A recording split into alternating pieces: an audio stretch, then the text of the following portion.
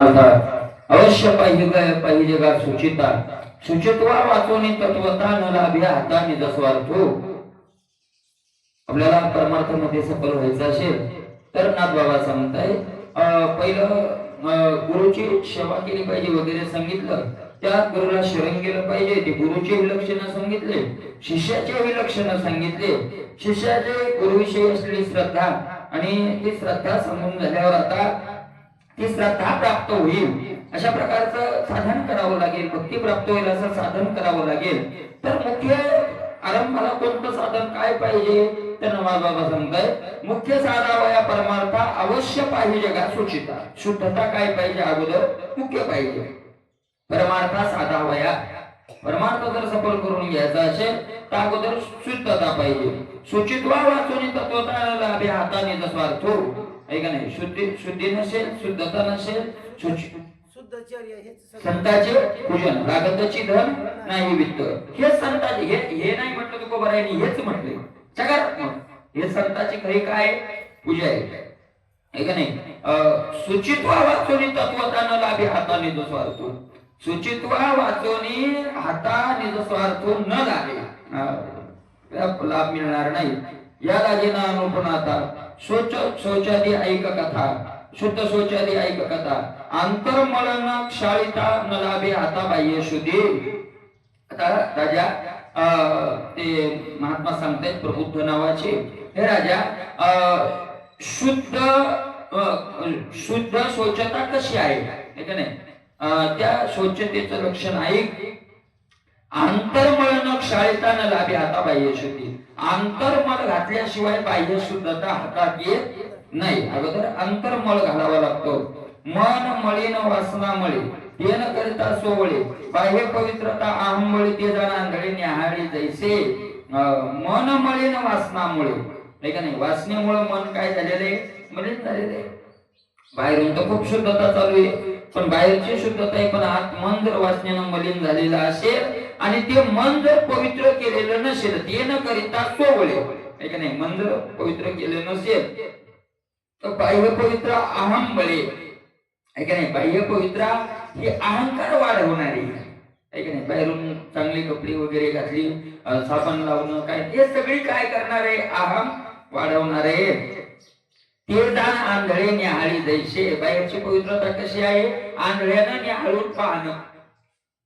आता आंधळ्यांनी हाळून पाहणं म्हणजे किती त्यांनी हाळून पाहिलं तर त्याला काही दिसणार नाही. तसं जसं आंधळे किती वेळ पाहिलं तर त्याच्या पाहण्याचा फायदा नाही. तसं म्हणायचं की बाह्य शुद्धतेनं काही फायदा होणार नाही. अंतर आहे का नाही. नवराने सुद्धा असंच म्हटलेलं आहे. यरवी तरी पारता अंतर शुद्ध नसता बाह्य कर्म तत्वता विटंबुका. त्याला काय म्हटलेलं आहे बाह्य शुद्धतेला विटंब. मूर्त जैसा शृंगारेला गाढव तीर्थी नानीला कडू दुधिया माखीला गुळे जैसा. अशा प्रकारचे सोने दावे तुटी पडे मळ तुटे वाणी चढे तेव्हा गुरु सेवा जर तो मुळे चित्त शुद्धे जोडे निर्दुष्ट. गुरुची सेवा का करायची त्याचं कारण सांगताय. सोने जेवी तुटी पडे. मला सोनं ज्या वेळेला अग्नीत पडतं, अग्नीत सोनं पडलं की त्या सोन्याचे दोन हे होतं. काय होतं मळ तुटे वाणी चढे. त्याचा हिनकस भाग जळत राहतो आणि त्याची पवित्रता काय होते वाढत राहते. अशा प्रकारचं होतं. तसं गुरु सेवेना काय होतं जडत्व मोडे चित्त शुद्धी जोडे. महाराज जडत्व म्हणजे देहत्व. देहाच्या ठिकाणची आसक्ती जळत राहते आणि चित्ताची काय होत राहते शुद्धी होत राहते. अशी आरशाशी सहानी जोडीजे येणे सोमुखा शुद्धत्व जोडीजे ते विच्युत शुद्धी उघडे जे सहजी सहजेनीच शुद्धी. आरशावर माती टाकणं त्याला घासणं. माती टाकणं म्हणजे त्याला मलिन करणं नाही तर त्या आरशाला काय उजळीत करणे. त्याची जशी आरशाची काय होते उजळणी होते. पण त्या आरशाची उजळणी झाली तर कशा करता स्वमुखा शुद्धत्व जोडीजे. आपलंच मुख त्याच्यात काय दिसणार आहे सांग. आरसा कशासाठी उजळायचा आपलं मुख दिसणार. आरशासाठी आरसा कोणाच उजळायचा आरसाच उजळायचा असतो की आपलं मुख त्याच्यात काय व्हावं दिसावं. तर ती चित्त शुद्धी उघडी जे सहजे सहजेने शुद्धी. बरोबर आहे का नाही? तसं मला ही सेवा वगैरे करायची असते चित्तशुद्धीसाठी. चित्तशुद्धीनं स्वतःची शुद्धी, आपली शुद्धी आहे का नाही? लोहे परिशोधा कीजे तो लहत्वामुखी जे हे अंतर शुद्धीने कीजे सह महानिर्वोजे स्थूल शुद्धी लोहे परिशोधा कीजे, आहे का नाही? परिस्वता कोणी नेईन म्हणून त्याला भीती वाटत होती, म्हणून जवळ काहीच नव्हतं. मग त्याला काय केलं, लोखंड पडलेलं होतं, त्या लोखंडानं परी झाकून टाकला. म्हणलं आता कोणाला दिसणार नाही. लोखंडानं परी झाकणं म्हणजेच लोखंडाद्वारा लोखंड मुकून जातं, त्याचा लोखंडत्वपणा राहत नाही. तसं आंतरशुद्धी झाली रे झाली की स्थूळ शुद्धी आपोआप बाह्य शुद्धी काय होऊन जाते, आहे का नाही? मग ते भरलेला बेल स्वभाव आहे का नाही? सूर्यासमोर सूर्यकांत जहारिया शुद्ध दिव वै दीप्त ते प्रभाबाह्य प्रकाशतन अग्निहोत्रार्थ महायाग. सूर्यासमोर सूर्यकांत मणी, सूर्याच्या समोर सूर्यकांत मणी धरला रे धरला की त्याच्यातून अग्नी काय होतो, प्रदीप्त होतो. आणि तो अग्नी प्रदीप्त झाला की प्रकाशही देतो आणि यज्ञ करायला काय येतो, तो अग्नी कामाला येतो, त्याचं कार्य करते. गुरुवाक्ये अंतर्शुद्धता सबाह्य आदी सुचिता हे न करी ती जे पवित्रता ते जाण तत्वता अति भंडीमा त्या गुरुवाक्य अंतर्शुद्धता. आता गुरुची खरी सेवा काय, अशा प्रकारचं नाथ महाराजांना इथून सुचवायचे. गुरुवाक्य अंतर्शुद्धता. अंतर्शुद्धता कशाने येते? गुरुवाक्य. गुरुवाक्यानं काय येते?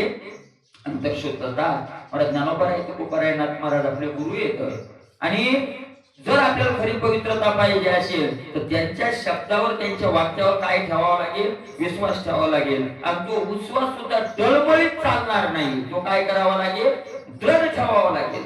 अरे तुकोबरायाचं प्रमाण एका बाजूने आणि ब्रह्मांड एका बाजूने. गाव नाही, तालुका नाही, जिल्हा नाही, महाराष्ट्र नाही, भारत नाही, ब्रह्मांड. अरे ब्रह्मांड नाही, ब्रह्मांडाचा मालक एका बाजूला आहे. कोण एका बाजूला आहे? ब्रह्मांडाचा मालक देव आहे, साक्षात पांडुरंग एका बाजूला आणि तुकोबरायाचं प्रमाण एका बाजूने. पांडुरंग त्याच्या विरोधात म्हणत असेल तर संतांनी काय करावं? भक्तांनी, साधकांनी काय करावं? पांडुरंगाचं सुद्धा ऐकू नये. कारण पांडुरंग फसवू शकतो पण तुकोबराय, ज्ञानोबराय आपल्याला फसवू शकत नाही. तुकोबरायांनी असं पांडुरंगाला किती वेळेस सांगितलं, तू फसवलंय अनेकांना, आहे का नाही? करिष्ये देवा करी माझे सुखे परिमित्याशी मुखे नमने संत त्या राज्य द्रव्य करणे उपार्जना वशदंब माना इच्छे झाले तैसा मी भिकारी नव्हे. मला देव एका बाजूला आहे आणि वाक्य गुरुवाक्य एका बाजूला आहे. गुरुवाक्य अंतर्शुद्धता, गुरुवाक्यानं अंतर्शुद्ध. मला हे नव्हे तरी आपण समोरच्याला मानतो, हे बाह्य क्रियेनं मानणंच नसतं, त्याच्या शब्दावर चालणं हे त्याला खरं काय असतं? मानणं असतं. नाही तर मानणंच नसतं. ते मानणं म्हणजे मग नाईलाजानं मानणं असेल, त्याच्या धाकानं मानणं असेल, किंवा त्याला मानल्यामुळे लोक मानत असतील म्हणून मानणं असेल. मानण्याचे अनेक प्रकार आहेत. ज्ञानोबराय तुकोबरायला आपण मानतो तर आपण त्याचे श्रद्धाही म्हणून मानत नाही, त्याला मानलं की आपलं बरं राहतं. लोक पाया घ्या पडतात, पैसे देतात, ते करतात. कारण जर त्यांना मानलं तर जीव गेला तरी त्या वाक्यावर मग काय ढळणार नाही. गुरुवाक्य अंतर्शुद्धता, आहे का नाही? सबाह्य आणि सुचिता. सबाह्य सुचिता येते त्यांना, अंतर्बाह्य काय येते, बाह्य काय येते? शुद्धी. हे न करी ती जे पवित्रता ते जाण तत्वता अति भंडीमा, आहे का नाही? आणि हे न करता जे पवित्र होऊ पाहतात ते पवित्र होणं म्हणजे त्यांचा ढोंगीपणा आहे. ढोंगीपणा आहे, तो सत्यपणा नाही. अल्पजळ शोचाप्रती तेने हात करकटले ठाती शेवटी गिरबडे बृहती तेवी विकल्पी होती अपवित्र. अल्पजळ शोचाप्रती महाराज शुद्धतेला गेला, बाहेर दिशेला गेला आणि शौचाला जाताना पाणी जर थोडं असेल, काय नाथ महाराजांचा दृष्टांत आहे. महाराज याच्यापेक्षा आता दृष्टांत द्यावा तरी कोणता नाथ महाराजांना? त्याला तो गडबड होती, जर आला त्याला गडबडीत पाणीच नव्हतं, जसं होतं इतकं घोडभर पाणी गेला घेऊन. तो पाणी घेऊन गेला. मग आता ते शुद्धता करायची पाण्यानं, तर काय झालं? पाणी कमी एकदाच हातावर आलं आणि त्यानं ते शुद्धता केली. नाथ महाराज म्हणतात ज्याची शुद्धता केली ती निर्मळ नाही झालं, उलट हात पडले. हात गेला, आता काय नाही राहिलं, आणि नाही राहिलं. तस गुरुच्या वाक्याविषयी जर ज्याला विकल्प आहे, तर विकल्प असेल तर ती शुद्धता नाही, आधी काय होते त्याची मलिनता होते. म्हणून गुरुवाक्याविषयी देवी विकल्पी होती अपवित्र, पवित्र करण्याकरता गेले गुरुजवळ, आणि वाक्यावर जर विकल्प आला तर मग तिथं काय होते, अपवित्र. काय होता, अपवित्रता होते. भरले काळकुट जीवी वरे टवटव आती रवी, ते इंद्रावन कोपिन शेविन अंतर स्वभावे आती मळी. भरले काळकुट जीवी वरी टवटव आती बरवी, ते इंद्रावन, इंद्रावनाचं फळ आहे का नाही. मला असं टवटव वर दिसायला लागलं, चांगल्या प्रकारचं दिसायला लागलं आहे का नाही. टवटव आती रवी, पण आज त्याच्या काळकुट नावाचं विष आहे, त्या फळात काय विष आहे. आणि मग वरून किती चांगलं दिसलं तर कोणी खाता का त्याला, खात नाही. वरून चांगलं दिसलं तरी आज त्याच्या विष असल्यामुळे कोणी खात नाही. अशा प्रकारचे आता इंद्रावन आपल्याला ती फळच माहित नाही, त्यामुळे यांनी या इंद्रावनाचं उदाहरण दिलेलं आहे. तुकोबरायच्या का त्या इंद्रावन शब्द फळाचा आलाय, पण हे इंद्रावन फळ आपण पाहिलं नाही. पण आपण बाजारात गेलो, भूक लागली, त्याची प्रक्रिया केल्यावर पुढचं दृष्टांत एकांगी असतो, थोडीच घ्यायचा. बाजारात गेलो, भूक लागली तर आपण काकड्या घेतो, खायला घेतो काकड्या, पण मला काकडी किती चांगली दिसतात,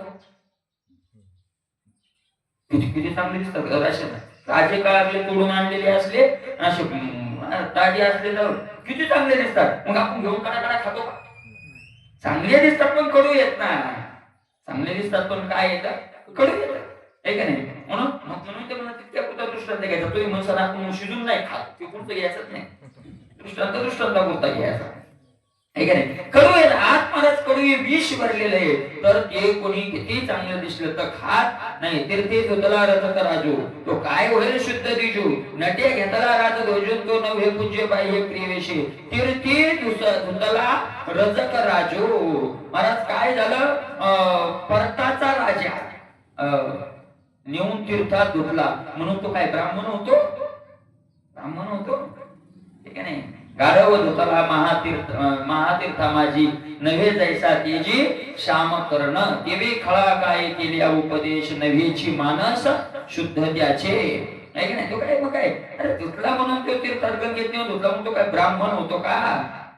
नटे घेतला राजा तोजू, तो नव्हे पूजू बाह्य क्रियावशे. एखाद्यानं राजाचे कपडे घातले बाहेर, म्हणजे तो काय लोक काय राजा म्हणून त्याची पूजा करतात का, जाऊन उकरल्यावर अरे तो काय त्याची काय पूजा करतात का, राजा म्हणून कपडे घातले म्हणून कोणी बाह्य क्रियेनं होत नाही. सुंदरी कुमार सुकुमार साजिरी, ओठी कुष्ठता तिळ भरी, झाल्या तिथे कोणी न वरी वरी वरी बरी दिसत आहे. सुंदर मुलगी एखादी, ऐका नाही, विवाह करण्याला योग्य झालेली आहे, तारुण्यात आलेली आहे, सुंदर आहे, पण तिच्या वटावर पोट फुटलेला आहे, कुणी पसंत करते संतांचे. तस किती बाह्य शुद्धता असली, बाह्य लोक स्वीकार करतील हो, पण विकाल तेथे विका माती नाव ठेवणी गुका, हातोनी वाड्याचा ठाव, खऱ्या खोट्या निवडी भाव. बाह्य क्रियेनं कुठं चालत असतं का, वरी बरी दिसत आहे. तुकोबारायचं प्रमाणे तुकोबाराय म्हणतात, देवा मला आता शुद्धच करायचं ठरवलं ना, तर अशा प्रकारचं शुद्ध करा की मी संतात शोभलो पाहिजे. कोणात शोभलो पाहिजे, संतात शोभलो पाहिजे. सामान्य लोकात शोभून काय होतंय, वरी दिसत आहे. झाल्या तिथे कोणी न वरी, तिच्याशी कोणी विवाह करत त्या मुलीशी जसा नाही. नागवे माथा मोत्याची जाळी, शिमरी सुपानी दानाने आली, ते सबाह्य पवित्रता दाविली, ते केली निज मंडना. महाराज बाह्य पवित्रता कशी आहे, हा महाराजांनी दृष्टांत दिलाय. डोक्यावर मोत्याची जाळी घातलेली आहे आणि खाली नग्न अवस्थेत आहे. अशा प्रकारची जर क्रिया असेल तर काय त्याला लोक विटंबना होती, ऐक नाही, विटंबना होती. किंवा दुसरा एक दृष्टांत देतात, नाक व्यवस्थित नाही आणि मोत्याची नथ घातली, तिथं शब्द महाराजांचा नक्त नाक आहे आणि वरी मोत्याची काय घातली, विटंबना आहे. ती नथ घालून ती काय आहे, त्या अलंकाराची पण काय विटंबना आहे, ऐका नाही. तुकोबाराय म्हणतात नाका नाही त्याने काय करावी ती 32 लक्षणे नाक नाही त्याने वाया गेली आहे का नाही. मला त्या अलंकाराचं सुद्धा काय, शरीर हे अलंकार आहे. अलंकाराला सुद्धा शरीर काय लागतं, सुशोभनीय लागतं. नाही तर तुकोबर आहे म्हणतात त्या अलंकाराची काय आहे ती विटंबना आहे. अलंकाराची विटंबना आहे.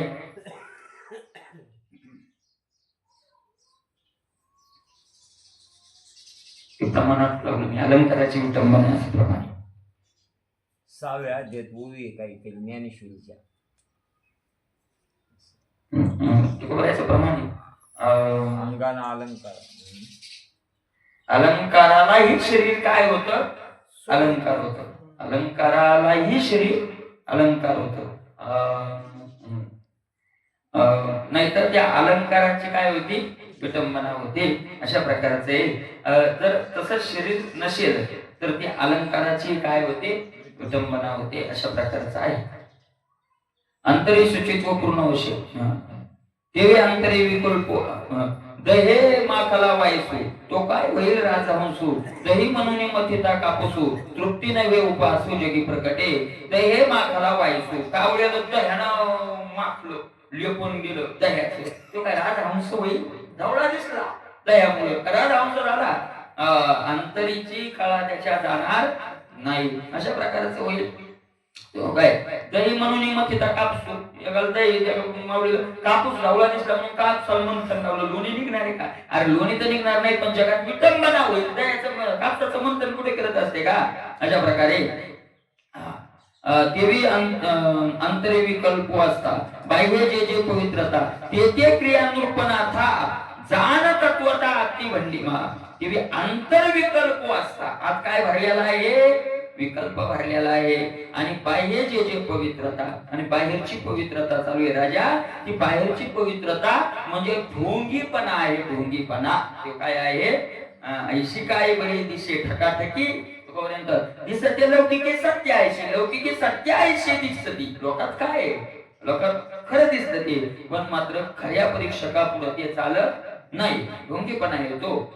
अंतरशाळेले गुरु प्रतिती बाह्य शाळेले शास्त्र युक्ती ऐशे शुचित्व निधनिश्चिती अद्वैत स्थितीची. आता अंतर शुद्धता कशाने केली आणि बाह्य शुद्धता कशाने केली तर अंतर आणि बाह्य दोन्ही प्रकारच्या सांगतायत. गुरुच्या उपदेशाच्या अनुभवाने अंतर निर्मळ केलं. गुरुनं जो उपदेश केला त्याचा काय घेतला अनुभव घेतला.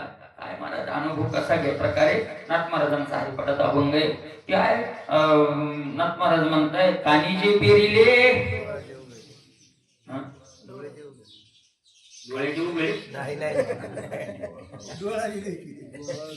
कानी जे पेरिले कानीची पेरिले ते डोळा उगवली. आमच्या जे गुरुनं कानात पेरलं ते आमच्या डोळ्यातून उगवलं. पेरलं कानात आणि उगवलं डोळ्यात. काय पेरलं कानात आणि काय उगवलं तर सर्वम फलविदम ब्रह्म. हे गुरुनं कानात पेरलं आणि आमच्या डोळ्यांना आता सर्वम फलविदम ब्रह्म दिसायला लागलं. त्याला म्हणतात कानी पेरिले डोळा उगवले. व्यापक भरिले व्यापक भरिले हे कानी पेरिले आणि व्यापक भरिले आमच्या डोळ्यातून उगवले. याला म्हणतात गुरुच्या उपदेशाचा अनुभव. आहे का नाही अनुभव याला म्हणतात. आणि असा अनुभव असेल तर तो खरा अनुभव आहे. नाही तर माणसं म्हणतात मला जुन्या लोकांकडून अनुभव घ्यावा. काय कशाचे अनुभव घ्यावा काय नाही करतात. काय नाशिवंताचे अनुभव काय घेऊन पाहिलाय का? आपल्याला कमी अनुभव येतात पुन्हा तेच अनुभव घ्यायचे मला आहे का नाही. अनुभव अनुभवानं गुरुच्या त्याला अंतर निर्मळ होतं. अनुभव घेतल्यानं ऐकल्यानं होत नाही अंतर निर्मळ. अनुभव काय होतं आणि शास्त्र मार्गाने चाललं की बाह्य शुद्धता होते. गुरुच्या वाक्याचा उपदेशाचा अनुभव घेतला की अंतर शुद्धता आणि शास्त्राच्या मार्गाने चाललं की बाह्य काय होते शुद्धता होते. अशा प्रकारच्या दोन्ही शुद्धता होतात. अंतरी शुचित्व पूर्ण वशे हे बाह्य कर्मी स्वयंप्रकाशे हे शुचित्वचे अनायास परमार्थ दशे प्रकाशी. आंतरी शुचित्व पूर्ण वशे अंतरात शुचित्व आलं शुद्धता आली रे आली की बाहेर ते आपोआप प्रगटायला लागते. आहे का नाही. आतली शुद्धता बाहेर काय व्हायला लागते प्रगटायला लागते. वाचुनी मनीची जे नाही ते वाचेशी उमटेल काही की बीविन भुई अंकुराशे आज बी शुद्धतेचं पेरलं की इंद्रियावर त्याचे अंकुर शुद्धतेचे आपोआप काय व्हायला लागतात. तुका म्हणे मनी नाही नये आकाराते काही मनी नाही आकारात नाहीये मनात नाही आकारात येणार नाही मनात आहे आकारात ये उगमीची वाळूनी जाय ते जाय का नाही मनातली शुद्धता ज्याची आहे त्याची पाहिजे ते लगेच स्पष्टता दिसायला लागते. बाह्य कर्मेच हे सुचित्वची अनायासम परमार्थ तसे प्रकाशी आणि मनाची आहे शुद्धताच परमार्थाची अवस्था प्रकट करते. ही शुद्धताच परमार्थाची अवस्था काय करते प्रकाशित करते प्रकट करते. अशा प्रकारचे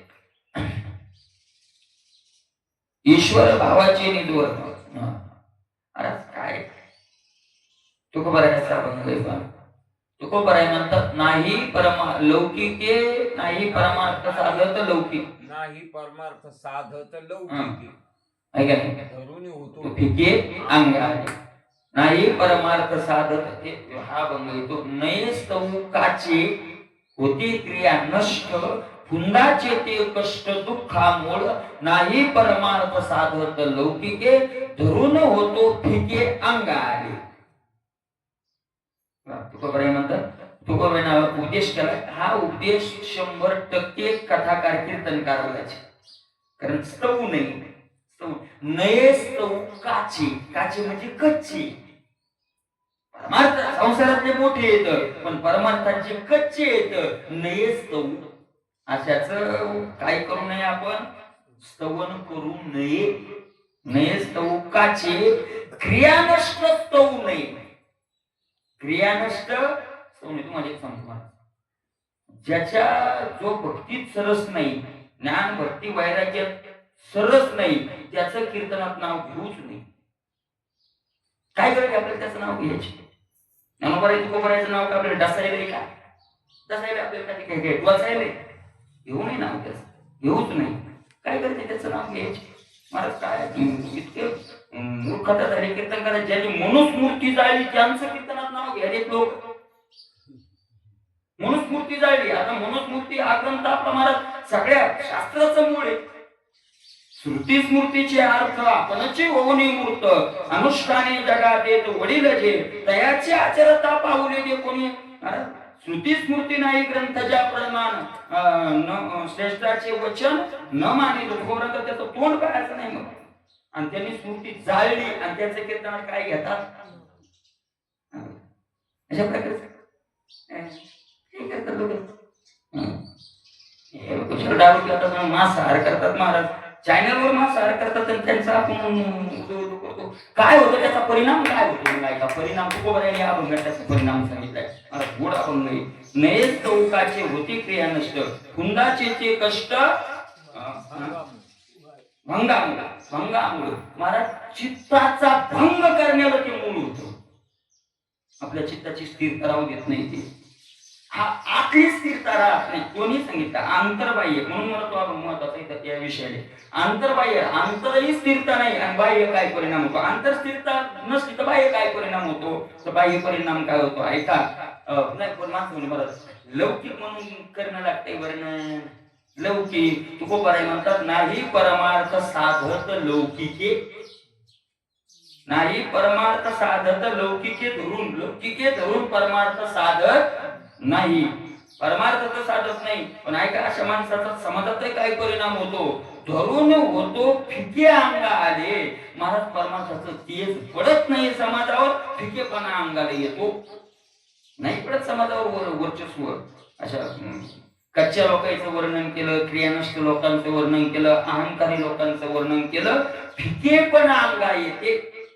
बाह्य दृष्टीनं सुद्धा तेज परमार्थाचं राहत नाही तर काय येतं फिकेपणा म्हणजे आतलं बिघडलं आतलं चित्त भंग झालं की बाहेर फिकेपणा आलाच आला तो फिकेपणा अशा प्रकारचे. म्हणून आंतरशुद्धता बाह्य आंतरशुद्ध झालं ते बाह्य कर्मीय सोय प्रकाश बाह्य कर्माच्या दृष्टीनं जे काय होतं प्रकाशित होतं ते शुचित्वते अनायसे परमार्थ जसे प्रकाशी. आणि मग ते शुद्धता सहज परमार्थाची अवस्था काय करते, प्रगट करते. अशा प्रकारचे ईश्वर भावाचे निजवर्म ज्याचे पोटी रिगाले सप्रेम त्याचे कर्मची होय ब्रह्मन त्या देह ब्रह्मबादिना. ईश्वर भावाचे निजवर्म ज्याचे पोटी रिगाले सप्रेम. महाराज भगवंताच्या श्रद्धेचं वर्म ज्याच्या पोटात घुसले त्याचं कर्मच ब्रह्म होत. जे कर्म करेल ते काय होतं मग ब्रह्म. महाराज शुद्ध माणसानं केलेली क्रिया ही पवित्र ब्रह्मकर्म का, कारण शुद्धाची प्रत्येक क्रिया काय असते, शुद्ध असते. जो अंतर शुद्ध झालाय महाराज काय आता असे संसारातही काही लोक येतात प्राण जाणे एवढे लोकांना समजा कोण एखाद्या माणसाचा त्रास झाला पण त्याच्या तोंडातून शिवीच येत नाही, शिवी येणारच नाही. किती त्रास होते शिवीच येणार नाही.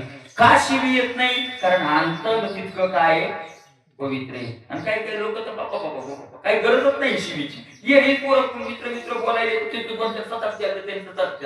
हे अंतरची पवित्रता बाह्य कर्मानं काय होते, प्रगट होते. एखाद्याने शिवी दिली तर काही माणसाला सहन होत नाही, काय बोलतो असं करायला लागला म्हणजे अशा प्रकारचं होतं. अंतरशुद्धी बाह्य कर्म मग सगळे काय असतात ते शुद्धच असतात, आहे का नाही, शुद्धच असतात.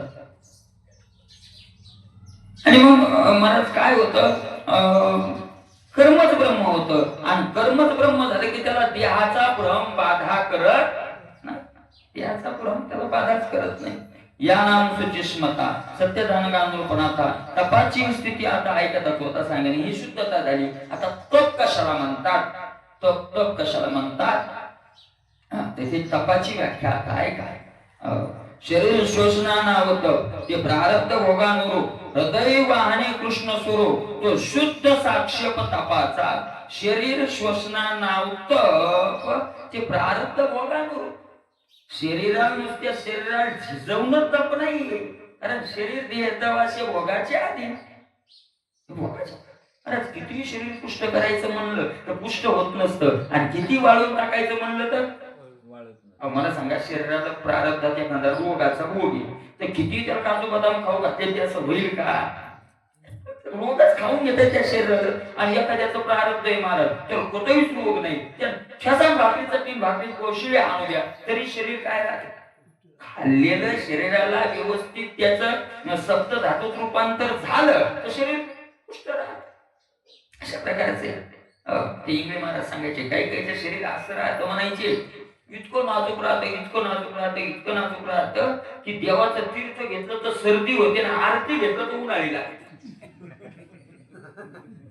आता इतक्या नाजूक शरीराला करावं काय का, म्हणजे इतकं शरीर काय नाजूक आहे. उष्णता थोडी सहन होत नाही, गार सर्दी म्हणजे गारवाई थोडाही सहन होत, शीतलताही थोडी सहन होत नाही. आता इतक्या नाजूक शरीराला काय करावं. काही काही शरीराचं आहे महाराज बर्फाचे गोळे खातात पण सर्दी होत नाही, त्याचं काय शरीराचं आहे. माझं शरीर शोषण नुसतं तप नाही.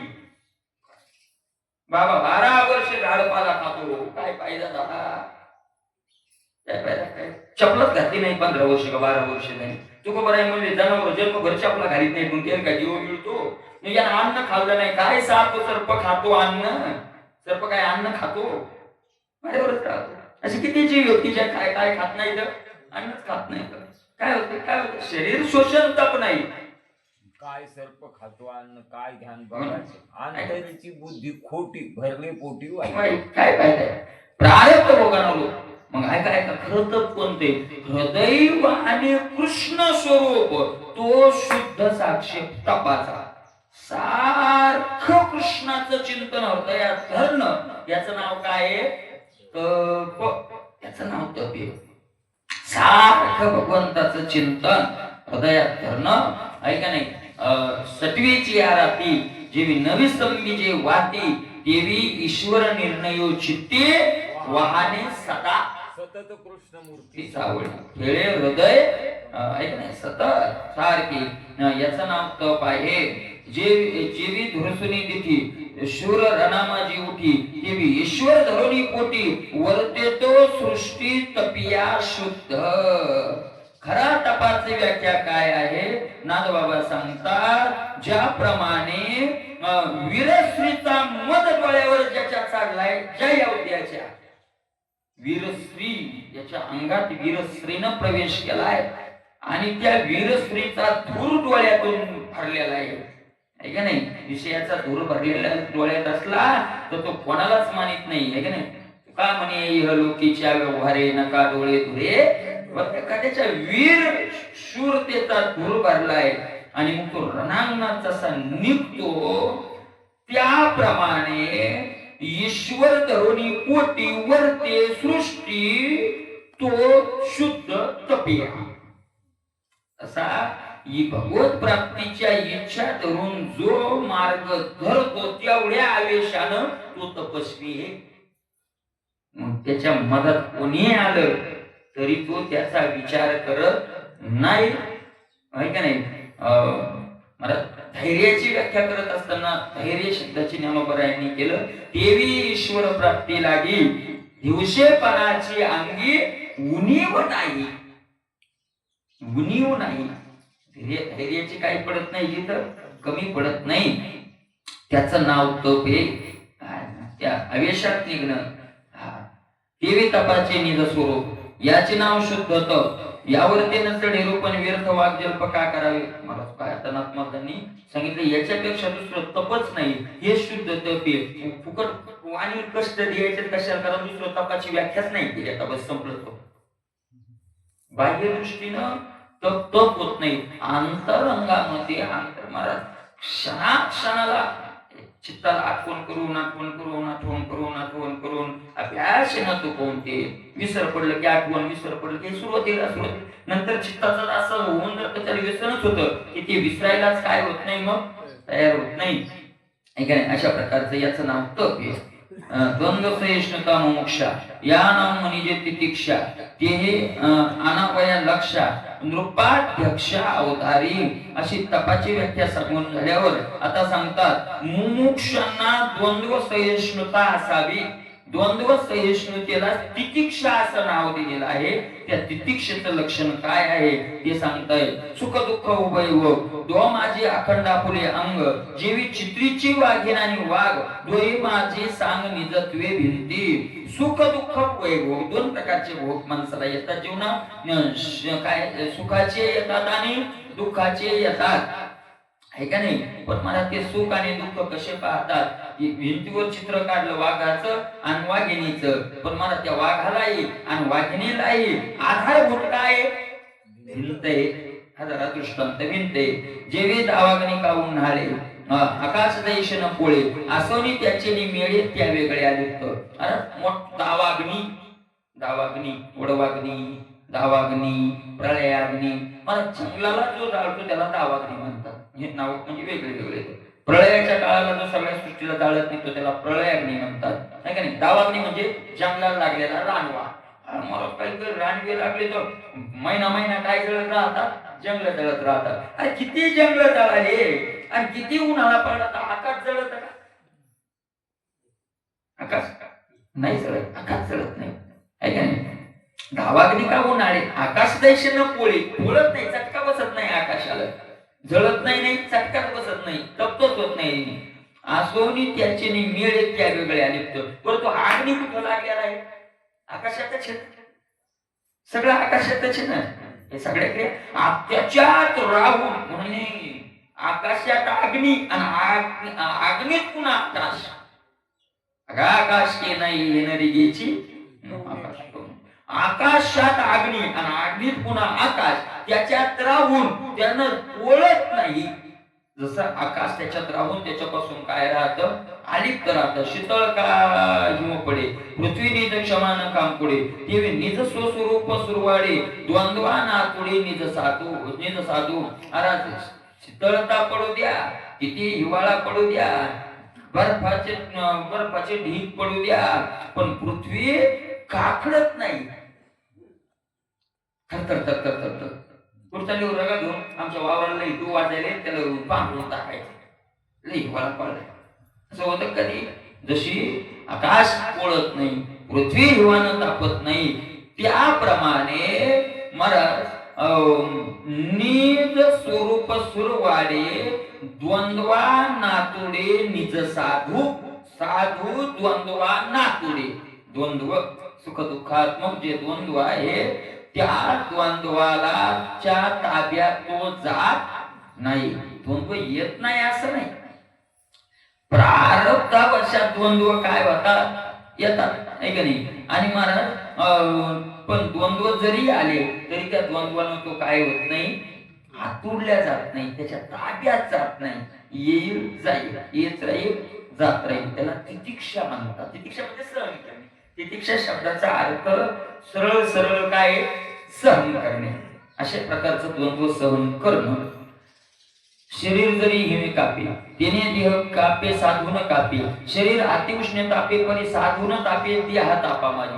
शरीर जरी हिमे कापे, शरीर हिवाळ्यात कापायला लागलं, देह कापायला, अंतरण नाही कापायला, त्याच्या आत काही कापत नाही. अशा प्रकारचं होतं. न कापे महाराजांनी अभ्यास करायला राहतो असा साधूचं सोपं नाही. अभ्यास केला कळतो. विनोद बाबांनी सांगितलं जेव्हा नोकरीला होते आणि नोकरीला असताना पैसा भरपूर होता, म्हणजे मोठी नोकरी होती, म्हणजे पैसा खूप पैसा होता. पण ते म्हणले मला म्हणायचे की आपल्याला साधू व्हायचंय, आणि साधू व्हायचं तर आपल्याला जंगलात राहावं लागेल, आहे का नाही. आणि मग जंगलात राहावं लागेल तर आपल्याला तिथं सुविधा थोड्याच बंगला येते मिळणारे. मग ते काय करायचे, ते म्हणजे सगळं खोला पडला की मी असे कपडे काढायचो आणि फक्त रात्रभर त्या कडाक्याच्या थंडीत उभा राहायचो. कशामुळं की उद्या द्वंद्व आपल्याला काय झालं पाहिजे. उन्हाळ्यात मला अशी गरमी, त्यांनी सांगितलं की मी तर मला व्हायचो पण खालचे बसले जेव्हा असं की असं नाही बोललं व्हायचं, आणि पंखा गिंखा सगळं असं लावायचं नाही का, आपल्याला काय लागावी, सवय लागावी. अशा प्रकारचे म्हणून त्यांचं प्रवचन आता हिवाळ्यात चालतं. कडाक्याची थंडी असते तिकडे, हिवाळ्यात प्रवचन चालतं. लोक बाहेर घेऊन ऐकायला येतात रात्रीला, आणि ती उघडी असतात दुसरी, आणि 85 वर्षाचं वय, उघडे बोलत असतात. त्यांना किती कडाक्याची थंडी असली तरी काही फरक पडत नाही. शरीरात फरक पडेल, त्यांचा त्याचा आता ध्यानही येत नाही, त्यांना त्याचा काही लागत नाही, पत्ताही लागत नाही. अशा प्रकारचे शरीर उष्णतेस तापतं, पण साधू न तापे, देह तापानं साधू तापत नाही. सुख देखोनी दिठी ज्या गोड्या घाली मिठी, दुःखही त्याची आवडी घोटे. द्वंद्व सहिष्णुता मोठी या नाव, ऐक नाही. सहिष्णुता, द्वंद्व सहिष्णुता. द्वंद्व म्हणजे दोन विरोधी बलवान धर्म समोरासमोर उभं राहणं, याला द्वंद्व म्हणतात. आणि सहिष्णुता म्हणजे सहन करणे. कशाला म्हणतात हे द्वंद्व सहन करण्याची क्रिया? तर महाराज सुख पाहिलं की सुखाला जेवढ्या आवडीने घेतो, दुःखालाही तेवढ्याच आवडीने घेतो, त्याला साधू म्हणावं. जेवढ्या आवडीनं सुख घेतो तेवढ्याच आवडीनं काय घेतो, दुःख घेतो, त्याला साधू म्हणावं, आहे का नाही. अशा प्रकारचं गोपन गुंडा सन्मुख लागत अवश्य उठे दुःख, तोच सुवर्णाचा झाली देत दुःख लोकोनी सुख अनिवार्य वाढे. एक दृष्टांत दिलाय ना महाराजांनी. गोपन गुंडा सन्मुख लागता अवश्य उठे दुःख, तोच सुवर्णाचा झाली देत दुःख लोकोनी सुख अनिवार्य वाढे. महात्मांनी दृष्टांत दिलाय. थोडक्यात सांगतो दृष्टांत. एक श्रीमंत माणूस होता, खूप मोठा श्रीमंत माणूस होता. आणि श्रीमंत माणूस मला ते बंगला बांधला होता तसा गावाच्या बाहेर. आणि ते शाळूचे दिवस होते. तुम्हाला झोप येईल, तुळे लागायला तुळे लावून ऐकायला का बरं काय तुळे लावून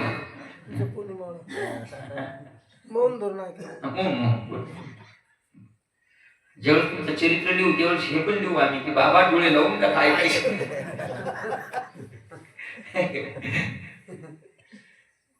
म्हणजे तुम्हाला बोलणं म्हणजे मग बाकी कोणी झोपली होती ते जागेवर एवढं त्याचा.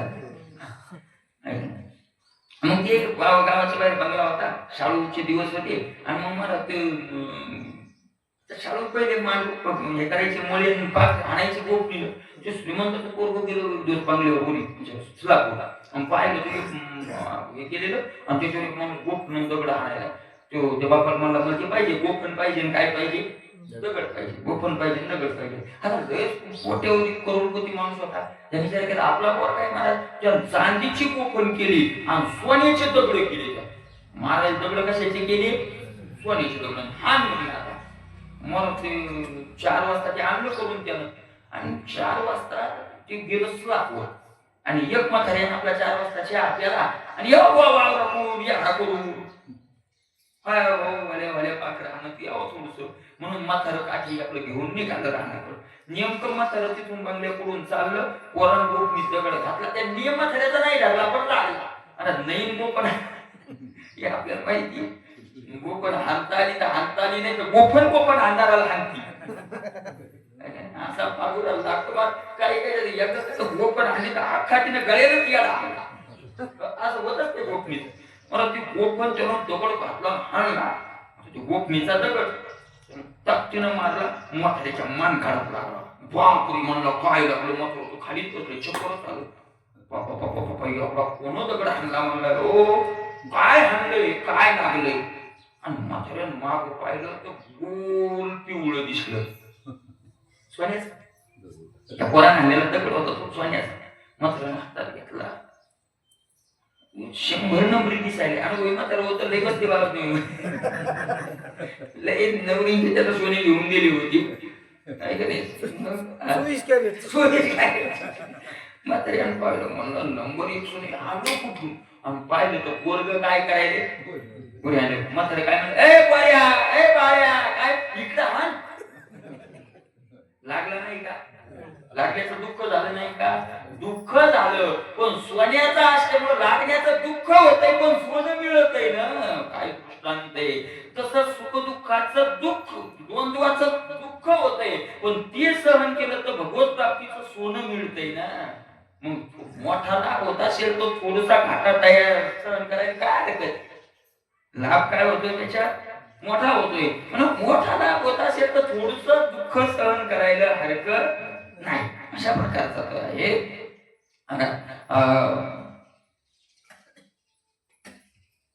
गोफण गुंडा सन्मुख लागता अवश्य उठे दुःख गोपनीतून आलेला दगड लागला की 100% दुःख होतं तोच स्वर्णाचा झाले पण तो दगड जर सोन्याचा असेल दुःख लोपोनी सुख अनिवार्य वाढे दुःख हरपून जात आणि हजारो पटीनं सुख काय होत राहत वाढत कारण जेवढे दगड आता येतील तेवढे कसे आपलं संपत्ती वाढत जाणार आहे तसं सुख दुःखाचे जेवढे आली उडली साहे तुका म्हणे थोडे आहे लाट फक्त काय करायची तुकोबाराय म्हणतात सहन सुख दुःख प्रकाश निज वस्तू असे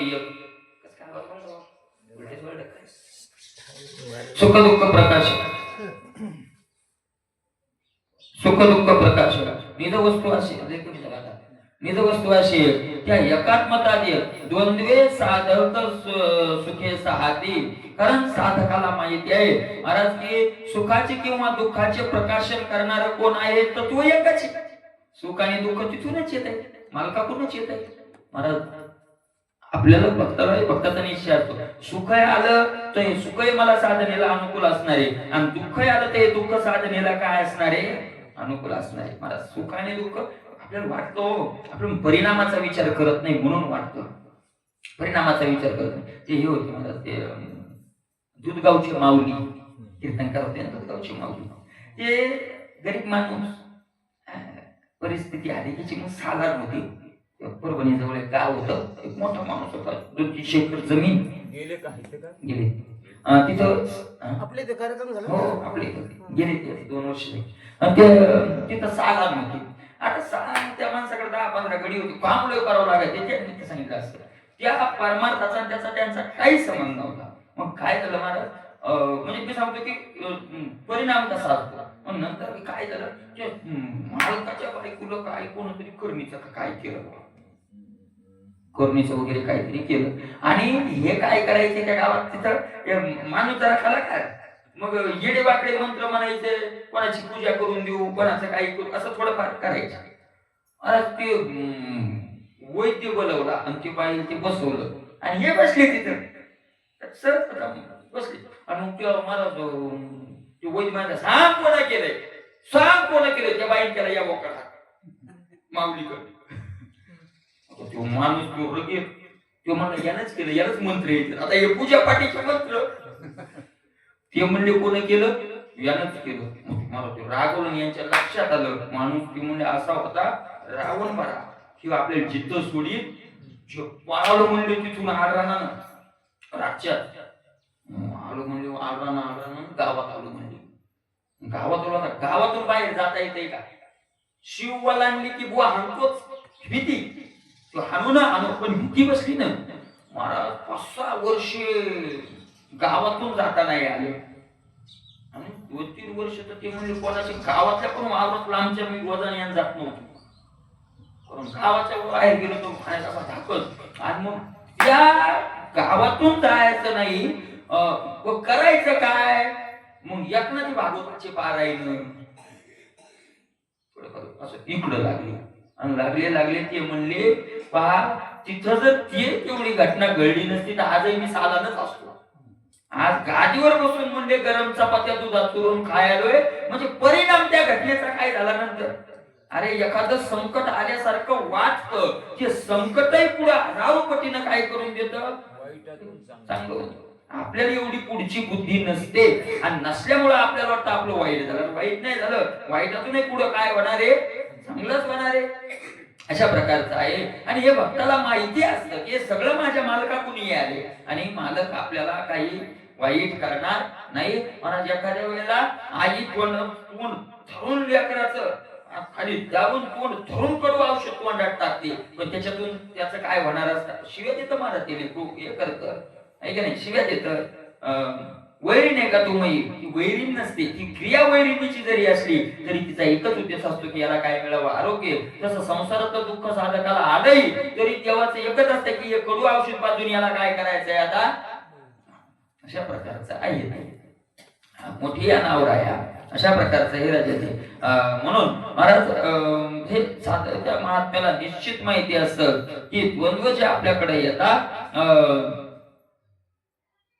तेही द्वंद्वाचे दान कर म्हणून काय करतात साधक द्वंद्व सुखे साहती ते द्वंद्व काय करतात सहन करतात तेही द्वंद्वाचे दान कर जाणवीत असे जे ज्ञान ते जाणीत आले आपण द्वंद्वे संपूर्ण निर्द्वंद्वी होती आणि द्वंद्वाला जाणणारा जो जाणतेपणा आहे त्या जाणतेपणाचं यथार्थ जर ज्ञान झालं की आपलं स्वरूप या द्वंद्वापासून निश्चित काय आहे आता वेगळं आहे हे द्वंद्व बाह्य दृष्टीने येतं त्याचा आपला अंतर कुठलाही संबंध नाही असं ज्ञान त्याला एकदा झालं रे झालं की मग तर त्याला त्याची आठवणही राहत नाही मग काही संबंध त्याचा राहत नाही साधक तसे माझ्या मालकानं पाठवलेलं आहे आणि सिद्ध अवस्थेत त्याचा काही काय राहत नाही मग संबंधच राहत नाही अशा प्रकारचं रसवशी कठीण पण त्या माझी गोडी अखंड पूर्ण हे द्वंद्वा माझे वस्तुचित गणन अखंड दंडायमान सोयेके बाहेरून ऊस कठीण असतो पण आत जसा रस भरलेला असतो तसं दुःख रूपी ऊस बाहेरून कठीण दिसल पण मालकानं त्यात आत काय भरलेला असतो गोड रस भरलेला राहतो म्हणून आता तक्रारच नाही करायची सदाशिव इतक्या वाऱ्या करतो आमच्या मग काऊन असं लावतो अखंड दंडायमान सोयेके अशा प्रकारे ऐशी अखंडता जवनये साधकाच्या हातात तो द्वंद्वाची सहनता नवीन रूपनाथा निश्चयशी आणि साधकाच्या हातात जशी अखंडता येणार नाही तोपर्यंत द्वंद्वाची सहनता निश्चय सहनत्व नव्हे निश्चयत्व सहनत्व नाही मग आग्रह सहनत्व निश्चयानं सहन म्हणणार नाही मग आग्रहानं काय करावं लागेल सहन करावं लागेल साधकाला क्रोध येत नाही असं नाही आलेला क्रोध जीभ दाताखाली जाऊन दाबावायचा आलेला लोक जीभ दाताखाली जाऊन काय करायचा दाबावा लागतो आली उर्मिस आहे लाट फक्त सहन करावी लागते येत नाही असं नाही येत नाही तो सिद्ध आहे तो साधक कशाचा आहे ज्याला लाटच येत नाही तो काय सिद्ध आहे साधकाला आग्रहाने करावं लागतं असं करावं लागतं जाण्यात आले आपण द्वंद्वी संपूर्ण होतो अशा प्रकारचं त्याला ते सहन करावं लागतं या नाव द्वंद्व सहन निश्चयशी दान पूर्ण आता मौनाचे लक्षण सावधानावत आहे याला काय म्हणतात द्वंद्व सहन तितिक्षा याला म्हणतात सहन करण्याच्या क्रियेला काय तामस तितिक्षस्व भारत भगवंतानं सांगितलं इथं तामस तितिक्षस्व म्हणजे सहन करणे सहन ते काय लागतं करावं लागतं वागवाद करावा जेनी आता मौन कशाला म्हणतात मौन वागवाद करावा जेनी तै दृढ व्हावे देहाभिमानी सांडविला तो सद्गुरूनी निशेष धुनी शब्देश वाद वाणीतून झालेला वाद अखंड बडबड बडबड बडबड बडबड मला जे जास्त बडबड करते त्याचे जास्तच भांडणं होते. मला जास्त बोलण्यातून 2-4 गोष्टी होतात. जास्त बोलणारा माणूस कुठेही बोलतो, कारण जास्त बोलायचं वाटतं खरं कुठून बोलणार आहे, मग बैठक तर दाखवायची खरं पुरण कुठं आहे का नाही. मग काय करावं लागतं, आणि मला जास्त बोलण्यातून वादही उभा राहतो आहे का नाही. म्हणून जगामध्ये वागवट केला पुन्हा देहाभिमान वाढतो. महाराज म्हणतात देहाभिमान वाढतो. देहाभिमान कसा वाढतो, कारण जास्त बोलणारे सांगतात काय, आम्ही एकदा असं झालं, आम्ही असं केलं, आम्ही पहिल्यांदा तसं केलं, आम्ही अमकं केलं, आम्ही ढंक केलं, आम्ही याला असं केलं, आम्ही त्याचं तसं केलं, आम्ही आम्ही आम्ही आम्ही देहाभिमान. त्याच्यातून काय पुष्ट व्हायला, देहाभिमान पुष्ट व्हायला. सांडविला तो सद्गुरूंनी, आणि देहाभिमान सद्गुरू काय केलेला असतो, साधकाचा घालवलेला असतो. आणि ज्याचा देहाभिमान गेला तो देहाभिमान शब्द घेऊन गेला, एकटा नाही गेला. बोलायचं थांबच ठेवलं नाही. काय बोलावं, कोणाविषयी बोलावं, कशाचं बोलावं, काय बोलावं, विषय बोलावे तर ती भाषण उपयोगाचं नाही. देहाचं महत्व सांगावं तर देह काय नाही, आपला नाही, खरा नाही, काय त्याचं वर्णन करावं, आणि आपल्या मूळ स्वरूपाचं वर्णन करावं तर करता येत नाही. वाणीच काय होऊन जाते, बंद होऊन जाते. शब्दानिशी गेला. सद्गुरु वचन पडता कानी स्तुती निंदा गिळोनी दोन्ही बोल बोलणे निर्सुनी हृदय भुवनी परिपक्वले. सद्गुरु वचन पडता कानी, सद्गुरूचं वचन कानावर पडलं की निंदा स्तुती निंदा गिळोनी दोन्ही. त्या वचनानं निंदा आणि स्तुती दोन्ही काय केल्या, गिळून टाकल्या. कोणाची करावी निंदा आणि कोणाची करावी स्तुती, काय करावी का नाही. कशाला मला निंदाही नाही. काय असतं तुकोबा ज्ञानी, काही ज्ञानाचं वर्णन सांगतात, ज्ञानी म्हणून मिरवतात आणि कुठं टाइम घालतात. निंदा स्तुती स्तवनी तुका म्हणी वेची वाणी. निंदा स्तुती आणि स्तवनी, एखाद्याची निंदा तरी, एखाद्याची स्तुती तरी, कुणाचं स्तवन. आणि त्याच्यात काय करतात, आपली वाणी वेचत राहतात. अशा प्रकारचं सद्गुरु वचन निंदा स्तुती गिळोनी बोल बोलणे निर्सोनी हृदय भुवनी परिपक्वले. महाराज बोल बोलणे निर्सोनी, आता बोलणं त्यांचं काय झालेलं आहे, निर्सून गेलं. निंदा स्तुती कोणी न करी कोणाची नाही, या देहाची शुद्धी देहाची काय नाही, शुद्धीच नाही. निंदा स्तुतीची काही कारणच राहिलं नाही. हृदय कोणी परिपक्वले, हृदय भुवनामध्ये काय झालेले आहेत, आज ते गुरुचं वाक्य परिपक्व झालेलं आहे. तेव्हा ज्याचे बोलावे अवगुण तेथे दिशे हृदय स्थापन. याला की बोलता पै शून्य पडे म्हणून गुरु वाक्य. महाराज कोणाचे दुसऱ्याचे अवगुण सांगाव तर काय सांगाव, ते ब्रह्म आहे. ब्रह्म कुठं अवगुण हे असतंय का, म्हणून त्याचे काय करत नाही, तो अवगुण सांगत नाही. आणि अवगुण सांगायचे नाही म्हणून मौन पडे. सहजच काय पडतं, आणि गुरुवाक्यानं झालं. गुरुवाक्यानं गुण दे कोणी असतवन करिता पडले दृढ मौन. मीची स्तव्य स्तविता स्तवन मजम्या वाणीता पूर्ण मूर्खत्व माझे. स्तुती करावी, निंदा करत नाही, कारण निंदा करावी तर माझं स्वरूप आहे. मग स्तुती करावी, स्तुती करावी तर महाराज आत्मस्तुती बळेचे असं एक वाक्य. त्या आत्मस्तुती बळजबरीनं काय करावी, त्याग करावा. आणि मग त्याची स्तुती करावी तर तो माझा आत्मा आहे, मत स्वरूप आहे. आणि मग त्याची स्तुती तर मग कोणाची स्तुती व्हायली, माझी स्तुती व्हायली. मग माझी स्तुती माझ्याच तोंडानं मी का करू,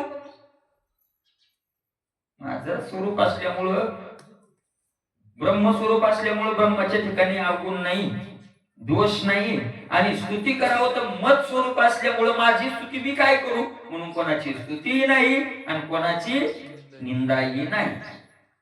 असं झालं ते. मग म्या वाणीता मूर्खत्व माझे, माझंच मी वर्णन करावं तर माझा मूर्खपणा काय होईल, प्रगट होईल. निजात्मा निशेष नशे ऐसा रिता ठाव न दिशे. तेथे जे जे काही दिशे ते आत्मप्रकाशे सदोदित. निजात्मा निशेष नसे ऐसा रिता ठाव न दिशे. आत्मा माझं मूळ स्वरूप या ठिकाणी नाही असा थोडसाही ठिकाण त्याला दिसत. जिकडे पाहे तिकडे देव, जिकडे पाहि तिकडे देव, ऐसा भाव देत. असा जिकडे तिकडे पाहिजे कसं काय देवच होऊन जातो.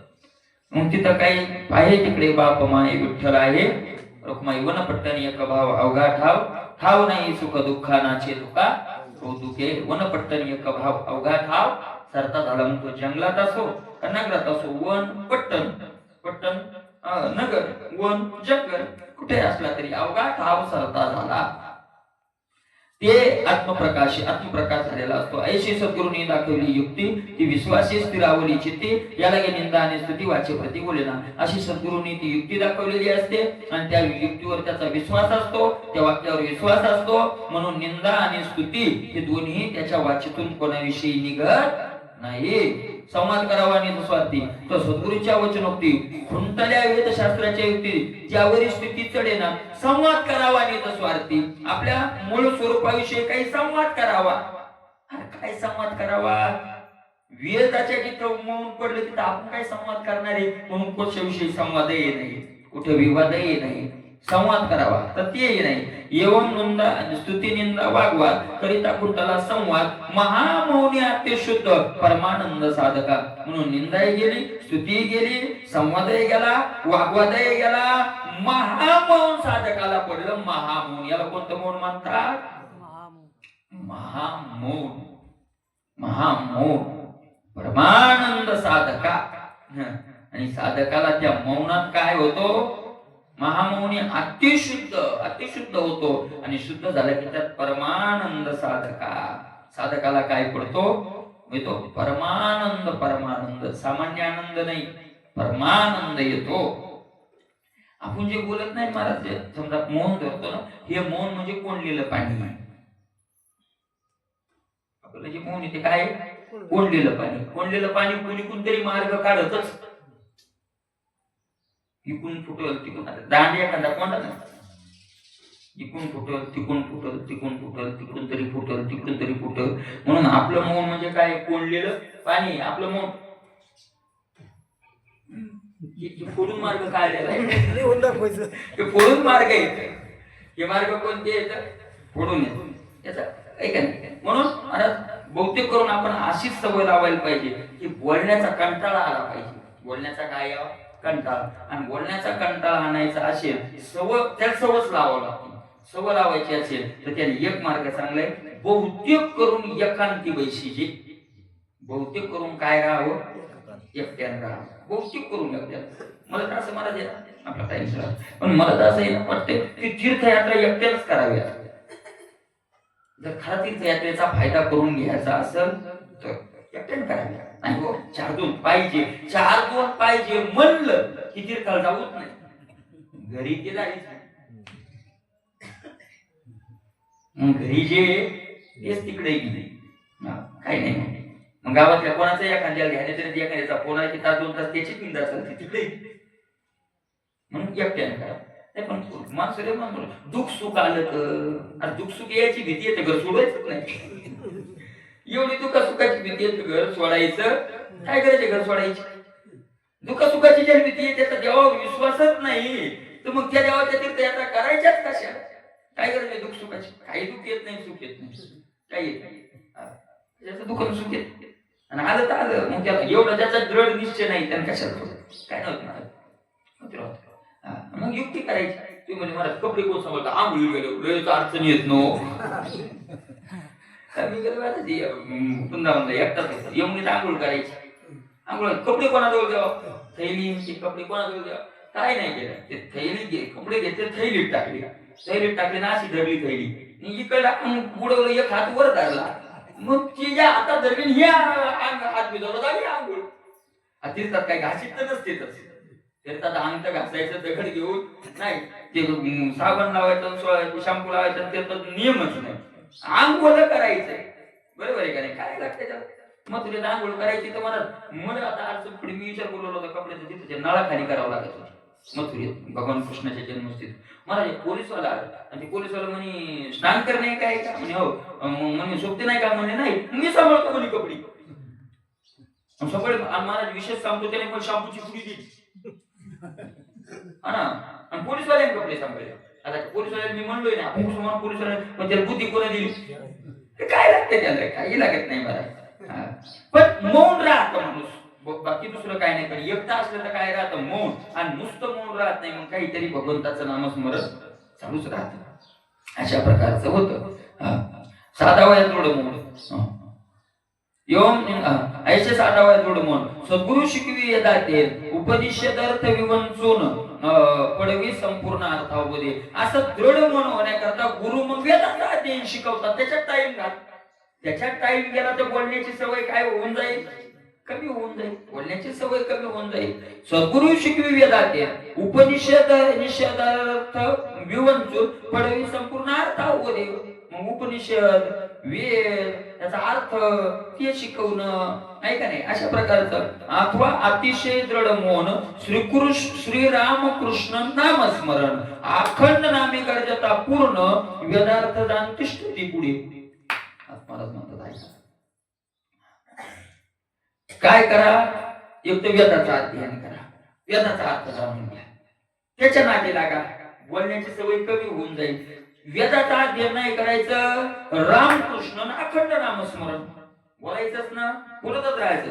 रामकृष्ण हरी विठोबा रुक्माई विठ्ठल विठ्ठल विठ्ठल विठ्ठल विठ्ठल विठ्ठल अशा प्रकारचं बोलत राहा. असं नामस्मरण करत राहिलं, गर्जना करत राहिलं, मला त्याचे दोन फायदे होतील. एक तर मौनही घडेल, कोणाची निंदा स्तुती स्तवन होणार नाही, आणि वेदार्थ जाण तिष्ठती पुढे.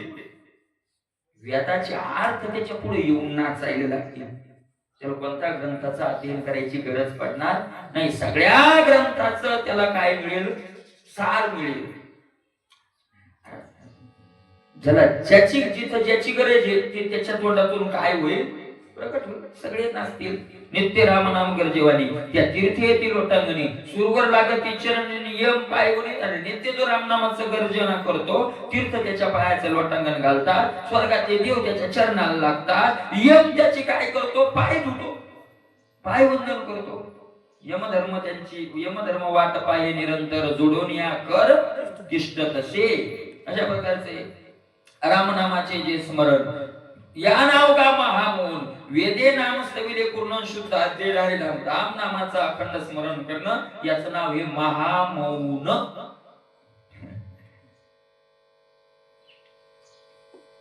वेदे नाम स्थविले पूर्ण, वेदानं नामाचं काय केलेले?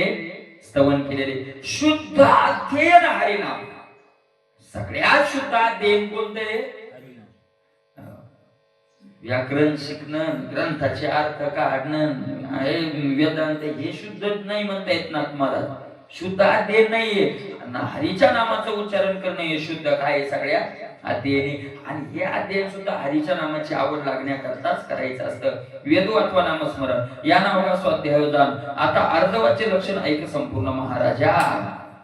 वेदाचं अध्ययन, वाचन, गाथा, ज्ञानेश्वरीचं पारायण किंवा नामस्मरण. ते पारायण सुद्धा तेच आहे. पारायण सुद्धा तेच. नाही तर मग बाह्य दृष्टीनं दिसायला पारायण आणि अंतर्दृष्टीनं नसतंय पारायण. ते नाही होत पारायण. ते नसते चक्रा मारणं, ते नाही. मग वाचतून कुठे काय निघलं पाहिजे ते. मला आपण खरं पारायण कोणतं? डॉक्टर बाबाला विचारलं होतं. खरं पारायण कशाला म्हणतात? त्यांनी व्याख्या सांगितली होती. पारायणात ग्रंथात खून ज्याला ठेवावं लागली नाही ते खरं पारायण. सोपी व्याख्या.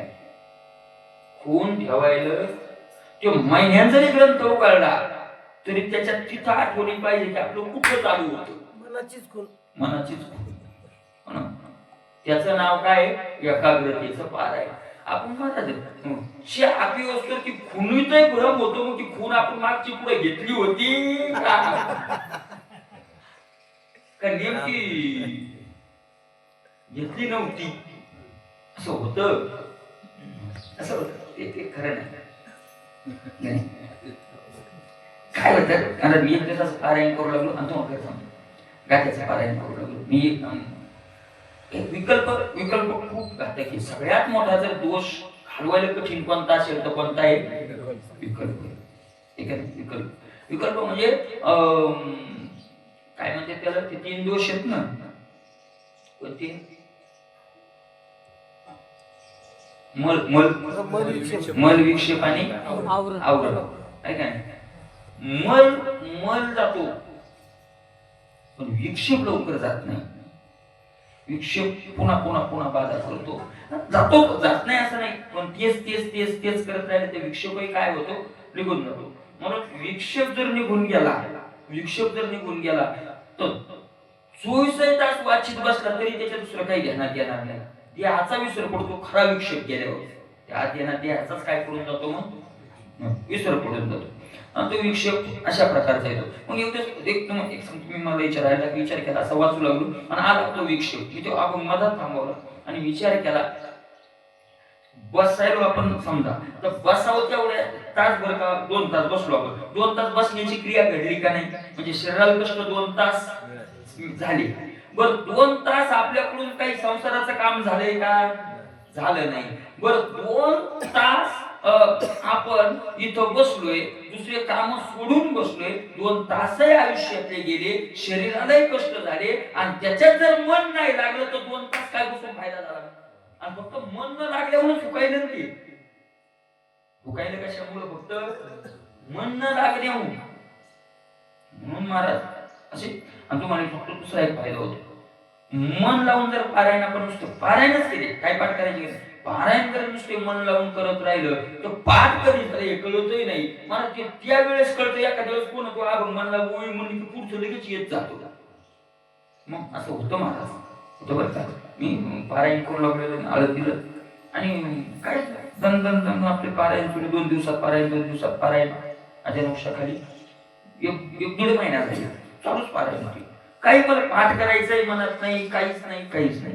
1-2-4 वाजता सकाळी 8-8:30 असं बसलो, तिथं सप्ताह चालू झाला, तो ज्ञानेश्वरी पारायण चालू होतं आणि ते ज्ञानेश्वरी पारायण करू लागले. ते वव्या वाचू लागले की मला पुढच्या येऊ लागल्या, ते वाचू लागले पुढच्या येऊ लागले. 5-50 वव्या झालं म्हणलं आपल्याला पाठ पाहिजे का, मग पाहिलं जरा त्याच्यावर लक्ष देऊ तर आपोआपच काय होऊ लागलं, पाठ होऊ लागलं. एकाग्रतेनं पारायण कशाचा परिणाम, की महाराज आपोआप ते काय होतं, तर पाठ होतं आणि पाठच होत नाही. एकाग्रतेनं जर खरं पारायण केलं तर बाकी सगळ्याचा ते पारायण काय पाडतं, मग विसर पाडतं. नाही बाकीच्याचा विसर पाडत असेल तर ती काय मग खरं पारायणे. नाही तर तुका म्हणे चुकले वर्म, केला अवघाची अधर्म. वर्म चुकलं तर धर्म दिसायला, पण त्याच्यातून काय होतो, मग अधर्म. तुकोबऱ्याच्या प्रमाणे, आणि ती कुठल्या अभंगाचं कुठल्या अर्थाला नाही, ती त्याच अभंगाचं त्याच अर्थाचे प्रमाणे आहेत मागची.